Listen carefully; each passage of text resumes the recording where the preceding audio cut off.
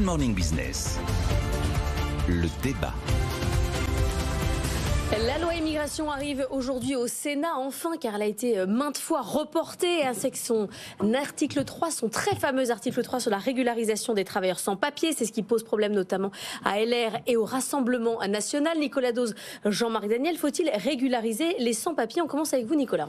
Si on chose des lunettes éco, oui, 100%, la réponse est évidente. Vous demandez au patron, alors ils ne le disent pas publiquement, ils ne l'assument pas vraiment, mais ils vous disent tous que dans les secteurs concernés, si on les a plus, on ne tourne plus. Voilà, il y a des restaurateurs qui disent, moi je suis désolé, si j'ai pas une main-d'œuvre étrangère qui accepte des boulots super pénibles que les Français ne veulent plus faire, cette fameuse question, les Français ne veulent plus faire. Mais bien sûr, il y a des endroits où c'est vrai.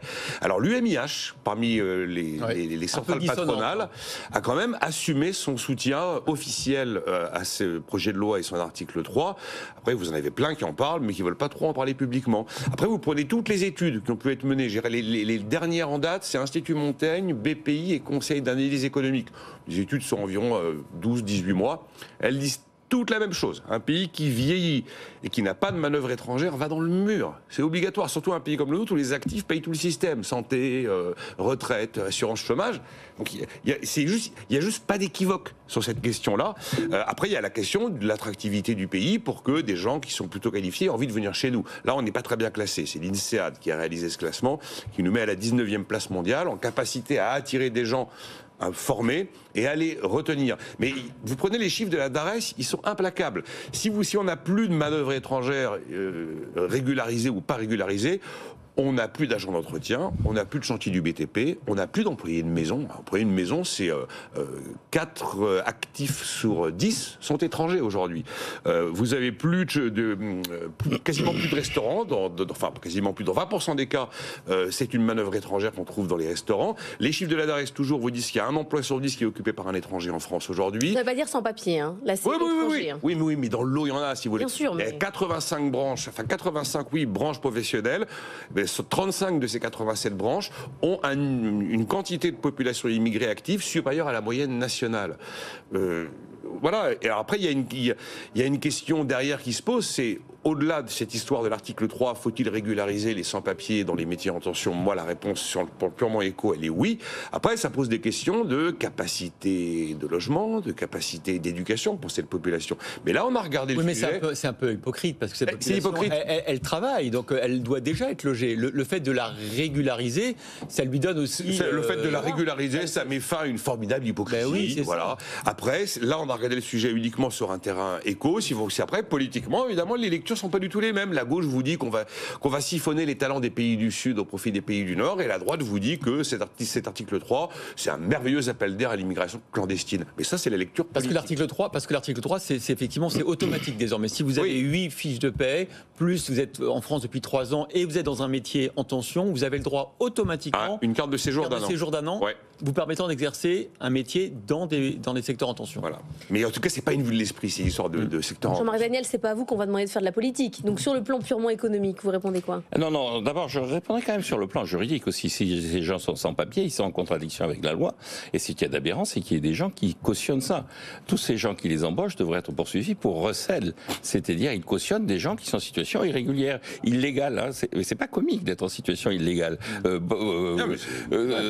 Se retourner contre la loi, ça me paraît tout à fait dangereux et tout à fait grave. Donc je pense qu'il y a un vrai problème, c'est un problème d'inadéquation entre la loi et la réalité économique. Mais une fois que la loi est là, normalement, on doit la respecter. Alors après, sur le fond, moi je pense qu'il y a quand même 2 problèmes. Le premier problème, c'est effectivement, Nicolas l'a dit, c'est-à-dire la politique qui consiste à systématiquement vider les pays en voie de développement, les pays émergents, les pays qui sont en besoin de croissance de leur élite, d'une partie de leur main-d'œuvre. C'est du néocolonialisme. Je pense que ces gens-là ont besoin effectivement de développer leur propre pays, et nous, on doit leur envoyer de l'épargne et non pas aspirer leur main-d'œuvre. L'équilibre général, notamment de l'Afrique, reposera sur la capacité de l'Afrique à se développer, à conserver son élite et à observer la capacité de ce pays-là à recevoir de l'épargne. Mais considérer que l'avenir, c'est d'aller les vider et puis de non, mais les gens sont déjà là, Jean-Marc. Oui, alors oui, d'accord, j'entends bien. Mais je veux dire, le véritable enjeu, c'est effectivement de dire, dans la politique d'immigration, il y a des lois, elles n'ont pas été respectées, il y a des principes qui sont malsains, donc il faut reprendre tout ça à la base. Donc je suis pour la liberté de circulation des hommes. Je voulais vous dire, je suis un peu étonné parce que moi je pensais que votre premier argument, ça serait celui de la liberté de circulation. Ah oui, absolument. Je suis pour la liberté de circulation des hommes. Il ne doit pas y avoir des papiers et des sans-papiers. Il doit y avoir des gens qui circulent librement. L'état du c'est droit. contradictoire avec ce que vous venez de dire. Vous venez de dire, il faut, et avec raison d'ailleurs, hein, il ne faut pas vider les pays en développement de leur main-d'œuvre. Oui, absolument. Mais c'est-à-dire que concrètement, il doit y avoir la deuxième liberté, c'est la liberté de circulation des capitaux. Il faut que nous soyons en capacité, vu notre démographie, de dégager l'épargne qui ira s'investir dans ces pays, ce que font l'Allemagne et le Japon. L'article 3 aujourd'hui. Oui, écoutez, alors ce sera la citation latine du jour. La citation latine du jour, c'est Da factum mi, dabo tibi jus. Ce qui veut dire tu me donnes l'état des choses et je te dirai quel sera le droit à la fin. C'est-à-dire, une fois qu'on constate l'état des choses, on adapte le droit à ça. Donc je pense qu'effectivement, dans la situation présente, il faut les régulariser, mais il faut aller plus loin. Il faut arrêter cette notion de papier et de sans-papier. Et en revanche, il faut générer systématiquement dans ce pays suffisamment d'épargne pour inverser la tendance qui fait que nous soyons de plus en plus détenus alors que nous sommes de plus en plus vieux. Il faut que nous soyons de plus en plus détenteurs et que tous ces pays qui ont une jeunesse, qui est une jeunesse qui peut et doit travailler, soient développés grâce à notre épargne. Il est un peu un art de droite. Hein. Oui, il a tout réglé, Jean-Marc. C'est compliqué. Jean-Marc, il a tout réglé finalement. C'est abolition des papiers, comme ça au moins. Écoutez, liberté de circulation des hommes, des marchandises et des capitaux. Et je suis pas le premier et j'espère le dernier à le réclamer. Un art de droite, ça vous va comme Jacques Dutronc? Oui, pourquoi pas. Est-ce que vous jouez aux petits jeux de grattage et au loto? Oui. Oui, ah bon? Oui, absolument. Ah, vous espérez gagner, vous aussi? Mais oui. Mais je sais que la probabilité 100% de des gagnants gagner... ont tenté leur chance. Oui. À partir de ce soir, vous allez pouvoir avoir une rente de 30 000 € mensuels pendant 20 ans. Vous prenez, ou 30 ans même, vous prenez la rente ou vous préférez qu'on vous donne le capital tout d'un coup? Ah, moi, je prends le capital tout de suite. Évidemment. Et bien sûr.